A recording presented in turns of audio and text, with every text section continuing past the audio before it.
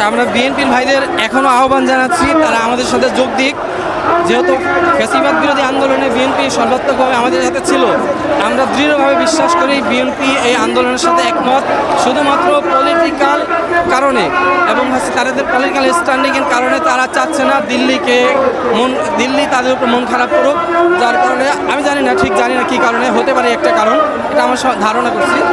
তো আমি ধারণা করছি যে বিএনপি আমাদের সাথে একমত, বাট ওনারা কোনো দায় নিতে চাচ্ছে না। বিএনপি আওয়ামী লীগের বিএনপিও চায়, কারণ বিএনপিও ক্ষতিগ্রস্ত, কিন্তু ওনারা দায় নিতে চাচ্ছে না। কিন্তু আপনাকে মনে রাখতে হবে, আপনি যখন খাল পার হবেন অবশ্যই আপনার পা ভিজবে, সো আপনাকে দায় তো নিতেই হবে। আর আওয়ামী লীগ টেররিস্ট সংগঠন, একটা সন্ত্রাসীদের ব্যান করতে যদি আপনাকে দায় নিতে না পারে, তাহলে জাতির সেবা কেমনে করবেন? আগামীতে মানুষ মনে করে সবচেয়ে বড় দল বিএনপি, হয়তো বা বিএনপি ক্ষমতা আসবে, কিন্তু আপনারা যদি ফ্যাসিবাদীদের বিরুদ্ধে এখনই রুখে দাঁড়াতে না পারেন, আপনারা ক্ষমতায় এসে ফ্যাসিবাদীদের সাথে তো আপোষ করবেন। কারণ এখনই আপনারা ভয় পাচ্ছেন, তখন তো আরও বেশি ভয় পাবেন।